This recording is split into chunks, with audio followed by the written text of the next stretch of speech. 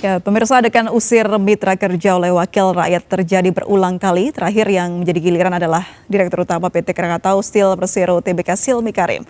Apakah komunikasi yang tidak baik dapat menjadi alasan seorang diusir dari rapat tanpa adanya peringatan? Seperti apa seharusnya rapat pembahasan dilakukan dalam gedung parlemen tersebut?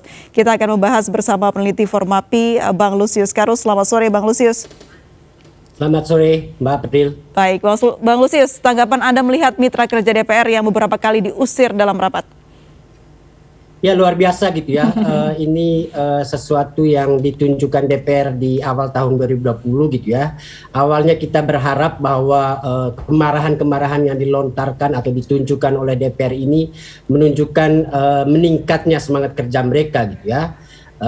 Dengan ketegasan yang mereka tunjukkan dalam pengawasan, karena kita tahu betul sebelumnya evaluasi Formapi sering mengatakan bahwa DPR 2019-2024 ini sangat lembek dengan pemerintah ya.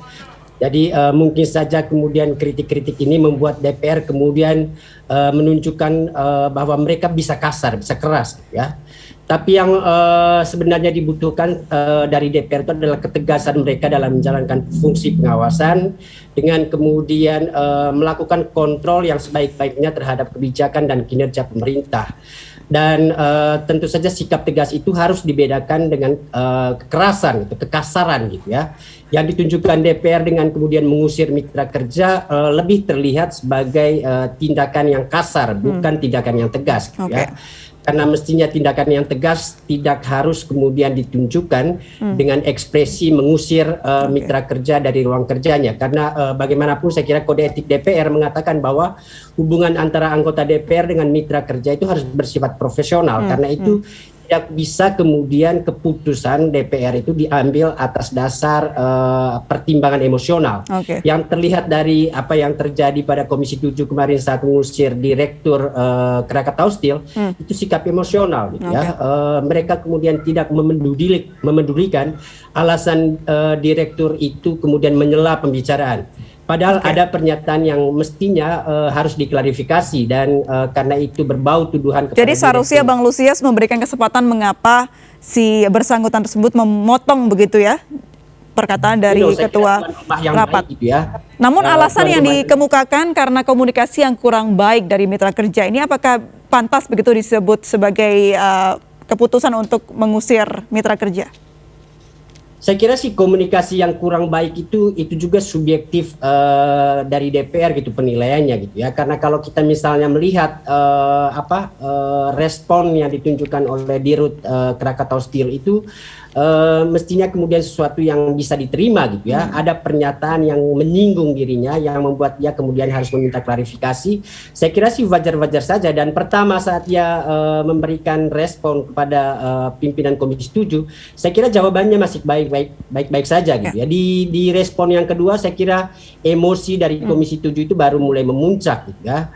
Dan saya kira ini yang kemudian kita katakan respon yang didasarkan pada sikap emosional dari DPR yang membuat mereka kemudian tidak bisa menggunakan akal sehatnya untuk kemudian menilai apa yang ditunjukkan oleh Direktur Krakatau Steel. Yang menarik Bang Lusius, kalau tadi kita dengar bersama bagaimana kejadian adegan mengusir itu adalah anggota DPR lain yang seakan-akan memberikan provokasi kepada ketuanya untuk mengusir begitu. Ini menarik sekali.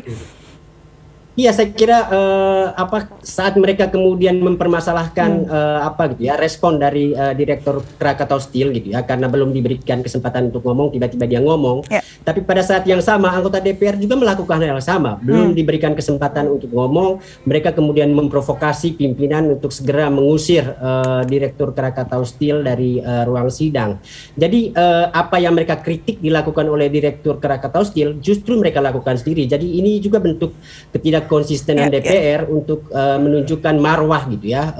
Mereka kemudian bisa seperti ruang kelas atau akhirnya mencerminkan keterbalikan ya, seperti apa marwah DPR saat ini begitu ya Bang Lusius. Lalu Bang Lusius, sebenarnya bagaimana tata cara rapat pembahasan yang baik dan benar? Saya kira sih betul bahwa pimpinan rapat itu memang bertugas untuk melakukan koordinasi gitu ya, siapa yang harus ngomong, kapan harus ngomong dan lain sebagainya. Termasuk kemudian dia punya hak untuk mengatur kapan mitra kerja yang diundang di rapat mereka itu harus ngomong dan lain sebagainya. Tapi kan selalu tidak menutup kemungkinan misalnya melakukan interupsi gitu ya. Saat ada sesuatu yang mendesak untuk dijelaskan misalnya gitu dan waktunya memang harus saat itu. Saya kira selalu mungkin kemudian seseorang bisa kemudian berbicara gitu ya. Mereka masing-masing diberikan mikrofon untuk kemudian bisa berbicara kapan saja gitu ya. Walaupun yang paling ideal tentu membiarkan pimpinan sidang yang mengatur siapa yang boleh berbicara. Tapi saya kira kekeliruan-kekeliruan teknis seperti itu tidak boleh kemudian jadi alasan untuk kemudian menilai orang lain itu misalnya melakukan contempt of parliament dan karena itu harus diusir dan lain sebagainya. Ini hal-hal yang saya kira masih sangat standar gitu ya, yang kemudian bisa diselesaikan dengan ngomong baik-baik gitu ya. Dan itu tidak ditunjukkan oleh DPR pada 3 peristiwa pengusiran mereka terhadap mitra kerja. Padahal kita tahu betul mitra kerja ini datang atas undangan DPR, jadi mestinya mereka bukan maling yang kemudian datang tanpa diundang gitu ya. Dan karena diundang, saya kira wajib bagi DPR untuk kemudian menghormati orang yang diundang. Itu yang tidak terlihat ketika kemudian DPR cepat-cepat melakukan pengusiran gitu ya saat mereka melihat misalnya mitra kerja melakukan kekeliruan. Karena kalau judulnya undangan berarti tamu ya Bang Lusius ya, seharusnya dihargai. Bang Lusius, kalau bentuk kalau bicara soal bentuk tegas sanksi kepada mitra kerja yang dianggap tidak menghormati DPR begitu. Jadi akhirnya DPR melakukan tindakan seperti ini. Apakah pantas disebut seperti itu? Tapi jangan dijawab dulu Bang Lusius, kita harus jeda terlebih dahulu. Tetap bersama kami pemirsa di MNC News. Terima kasih masih bersama kami, pemirsa. Kita masih membahas mengenai anggota DPR yang usir mitra kerja. Masih bergabung juga bersama kami Bang Lusius Karus, peneliti Formapi. Bang Lusius, kalau tadi ada pertanyaan saya yang menggantung ini, pantaskah pengusiran ini sebagai bentuk tegas sanksi kepada mitra kerja yang dianggap tidak menghormati DPR? Mengapa kalau pantas ataupun tidak pantas? Saya kira sih tidak pantas seperti yang saya katakan di awal tadi gitu ya. Mitra kerja yang hadir di DPR itu kan orang yang diundang untuk kemudian melakukan rapat kerja dengan DPR gitu ya.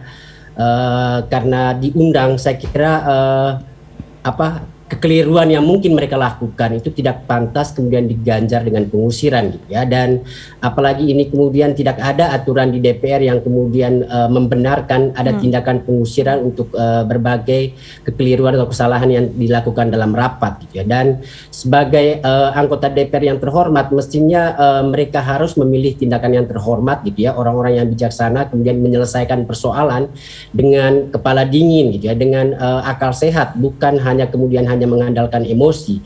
Yang kita lihat dari apa yang dilakukan oleh Komisi 7 maupun beberapa komisi lain yang melakukan pengusiran mitra kerja, mereka terlampau dikuasai oleh emosi saat gitu, lalu melupakan akal sehatnya.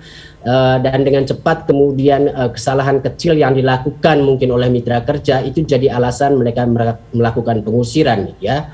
Dan karena pengusiran ini bukan tindakan yang tepat, tindakan yang etis, yang sopan saya kira gitu ya, maka alih-alih kemudian DPR ingin menjaga kehormatan lembaga, justru tindakan mereka melakukan pengusiran itu yang bisa menggerogoti kewibawaan DPR gitu ya. Baik, Bang Lusius, kalau kita melihat dalam track recordnya, tidak hanya 2 kejadian kemarin ya, ada juga Komnas Perempuan yang bahkan belum mulai rapat tapi ketinggalan begitu atau telat dalam rapat juga diusir. Nah, ini apa pendapat Anda mengenai hal ini? Apakah juga termasuk dalam pelanggaran dalam tata cara rapat dalam mitra kerja dengan DPR atau seperti apa? Iya, saya kira hal yang sama juga terjadi pas pengusiran Komnas Perempuan gitu ya. Komnas Perempuan sudah menjelaskan alasan keterlambatannya dan bahwa Komnas Perempuan sendiri juga sudah mengikuti rapat secara virtual dalam perjalanan. Jadi mestinya ada alasan yang kemudian bisa dipertimbangkan oleh DPR sebelum mereka memutuskan terjadi penghinaan terhadap parlemen yang dilakukan oleh mitra kerja dalam hal ini Komnas Perempuan gitu ya.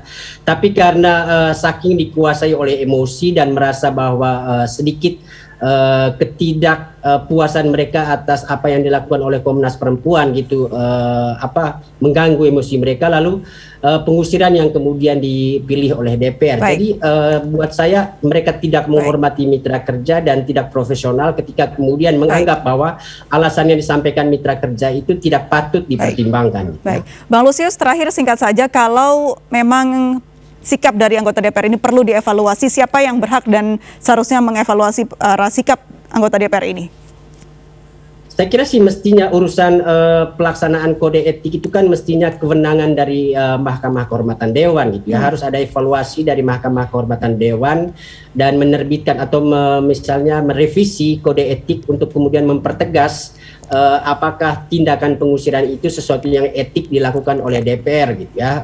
Dan karena itu saya kira karena kode etik sejauh ini belum mengatur secara rinci soal itu, saya kira perlu kemudian Mahkamah Kehormatan Dewan mengevaluasi ini untuk kemudian membaharui kode etik yang ada sekarang ini. Baik, terima kasih Bang Lusius sudah bergabung dan berbincang bersama kami di MNC News. Salam sehat selalu Bang Lusius, selamat sore. Terima kasih, sama-sama. Selamat